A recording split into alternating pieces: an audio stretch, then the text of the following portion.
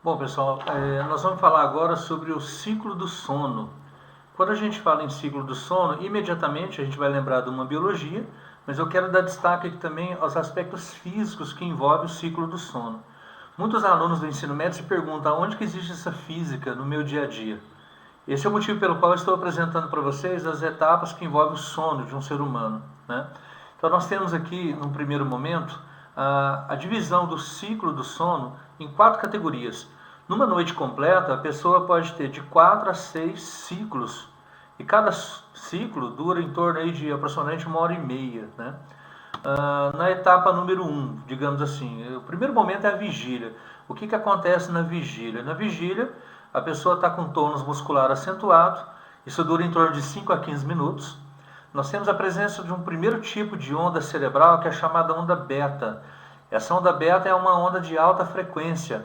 Essa frequência varia de 14 a 80 Hz.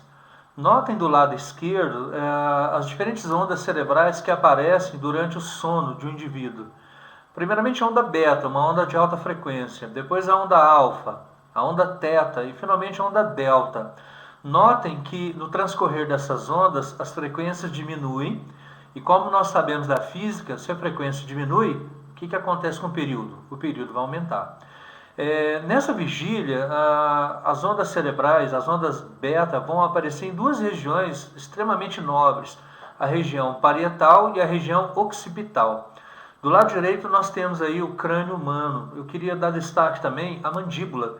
A mandíbula ela tem uma grande importância na chamada apneia do sono, que é uma situação que acontece muito com o ser humano atual, na sociedade moderna. Algumas pessoas têm a mandíbula um pouquinho para frente, isso dificulta a passagem do ar.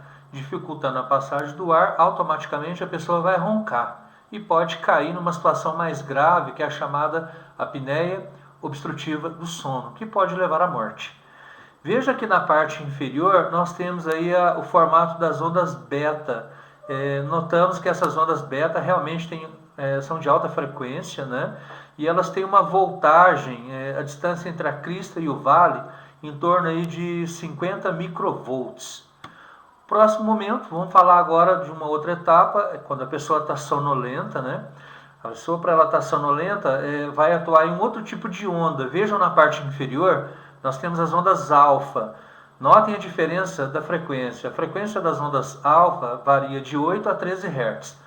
Nessa etapa, existe a liberação da chamada melatonina, que é fundamental para a preparação para o sono. Nessa etapa, onde a pessoa está sonolenta, nós temos a redução do tônus muscular. Isso equivale a mais ou menos aí de 2 a 5% do tempo total. Agora a gente vai falar sobre o estágio número 1 do sono. No estágio número 1 do sono, verificamos a presença de ondas teta. As ondas teta, observem que a frequência diminuiu mais uma vez. A frequência delas varia de 4 a 7 Hz. Essas ondas teta vão aparecer em duas regiões nobres, a região parietal e a região temporal do crânio que nós mostramos anteriormente. Nesse estágio número 1, é legal observar também uma mudança biológica. Haverá redução da frequência cardíaca e redução da temperatura corporal. Nesse estágio número 1, verifica-se também que ele equivale a metade do tempo total do sono do ciclo, digamos assim, né? Esse estágio número 1, posteriormente agora o estágio número 2. O estágio número 2, a pessoa terá raros movimentos oculares. Nesse estágio número 2 aparece um formato diferente nas ondas, os chamados fusos do sono. Esses fusos do sono é uma alteração no formato de ondas alfa. Vejam no esquema abaixo, claramente nós percebemos isso. Nesse estágio número 2, a voltagem ela acaba se tornando menor que 50 microvolts. Em termos de porcentagem, o estágio 2 equivale a 3 a 8% do tempo do sono. O estágio número 3 e 4, vamos colocá-los juntos. No estágio 3 e 4, o pessoal que está em fase de crescimento, os adolescentes de uma forma geral, é uma etapa em que há uma grande liberação do hormônio do crescimento, né? Esse hormônio do crescimento, alguns adolescentes até reclamam, sentem dores na articulação durante o sono. Exatamente acontece isso no estágio 3 e 4. Nesse estágio 3 e 4, fisicamente, nós percebemos a presença de ondas delta. Essas ondas delta têm uma frequência baixíssima, menor que 3,5 Hz. E se a frequência é muito menor, o período acaba sendo muito maior. Uma coisa que é interessante observar também é sobre a voltagem. A voltagem nessa fase ela pode até quadruplicar em relação às situações anteriores. E agora, finalmente, nós temos o nosso grande objetivo, que é o chamado sono REM.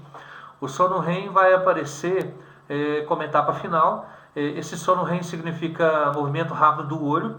Existe uma certa semelhança com a vigília, tá? Nós observamos também que são ondas de alta frequência, são ondas muito irregulares, podem observar no esquema abaixo. Por isso, alguns autores chamam essa etapa de sono desincronizado. E no sono REM, que é a chamada fase dos sonhos, existe um relaxamento da musculatura total. É aqui que acontece a chamada apneia obstrutiva do sono que eu disse anteriormente.